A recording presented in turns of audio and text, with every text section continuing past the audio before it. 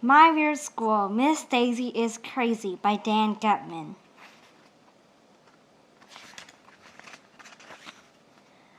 Chapter 1, I Hate School. My name is AJ. I like football and video games, and I hate school. Our teacher, Miss Daisy, was taking attendance.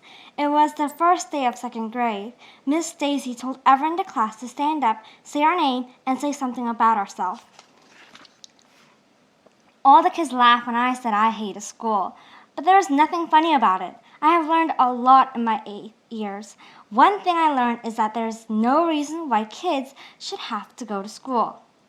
If you ask me, kids can learn all we need to learn by watching TV. You can learn important information like which breakfast cereals taste best and what toys you should buy and which shampoo leaves your hair the shiniest. This is stuff that we'll need to know when we grow up.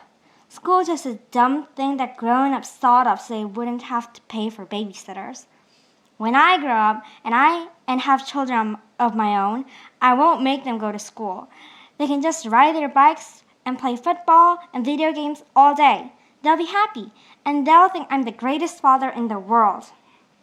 But for now, I wanted to let my new teacher, Miss Daisy, know from the very start how I felt about school. You know what, AJ? Miss Daisy said. I hate school too. You do? We all stared at Miss Daisy. I thought teachers loved school.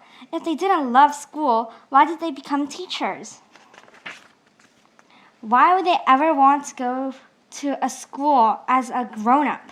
I know that when I'm a grown-up, I'm not going to go anywhere near school. Sure, I hate school, Miss Daisy continued. If I didn't have to be here teaching you, I'll be at home sitting on my comfortable couch watching TV and eating bonbons. Wow, we all said. What's a bonbon? Asked Ryan, a kid with black sneakers who was sitting next to me. Bonbons are these wonderful chocolate treats, Miss Daisy told us. They're about the size of a large acorn, and you can pop the whole thing right in your mouth so you don't need a napkin. I could eat a whole box of bonbons in one sitting. They sound delicious, said Andrea Young, a girl with curly brown hair. She was sitting up real straight in the front of the class with her hands folded like they were attached to each other. Miss Daisy seemed like a pretty cool lady for a teacher. Anybody who hated school and liked to sit around watching TV and eating chocolate treats was okay by me. Me and Miss Daisy had a lot in common. Maybe going to school wouldn't be so terrible after all. Chapter 2, Dumb Miss Daisy and Principal Klutz. Miss Daisy said that it was time for us to clear off our desks and see how much we knew about arithmetic. If I gave you 58 apples and Principal Klutz took 28 of them away, Miss Daisy asked, how many apples would I have left, AJ? Who cares how many apples you would have left, I said. I hate apples. If you ask me, you and Principal Klutz can take all the apples away and it wouldn't bother me one bit. You would have 30 apples, said that girl Andrea Young in the front of the class. She had a big smile on her face, like she had just opened all her birthday presents. Andrea Young thinks she's so smart. I hate arithmetic, I announced. You know what? Miss Daisy said. I hate arithmetic too. You do? We all said. Sure. I don't even know what you get if you multiply 4 times 4. You don't? I have no idea, Miss Daisy said, scratching her head and wrinkling up her forehead like she was trying to figure it out. Maybe one of you kids can explain it to me? Boy, Miss Daisy is really dumb. Even I know what you get when you multiply 4 times 4. But that smarty pants I know everything girl Andrea Young beat me to it and got called on first. If you put 4 crayons in a row, she told Miss Daisy as she put a bunch of crayons on top of her desk, and you make 4 rows of 4 crayons, you'll have 16 crayons. See? Then she counted the crayons from 1 to 16. Miss Daisy looked at the crayons on Andrea's desk. She had a puzzled look on her face. I'm not sure I understand, she said. Can somebody else explain it to me? Michael Robinson, this kid wearing a red t-shirt with a dirt bike on, explained 4 times 4 again, using pencils. He has 16 pencils on his desk and 4 rows of 4 pencils. Miss Daisy still had a look on her face like she didn't understand. What would happen if you subtract half of the pencils? She asked. Michael took away 2 rows of pencils and put them in his pencil box. Then you would have 8 pencils, we all said. Andrea Young added, half of 16 is 8. Miss Daisy wrinkled up her forehead until it was almost like an accordion. She still didn't get it. She started counting up the pencils on Michael's desk out loud and using her fingers. She got it all wrong. We gathered around Michael's desk and tried to explain to Miss Daisy how to add, subtract, multiply, and divide numbers using the pencils. Nothing worked.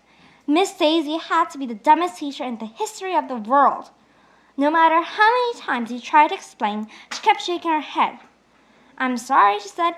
It'll take me a while to understand arithmetic. Maybe you can explain to me more tomorrow. For now, we have to clean off our desks because Principal Klutz is going to come in and talk to us.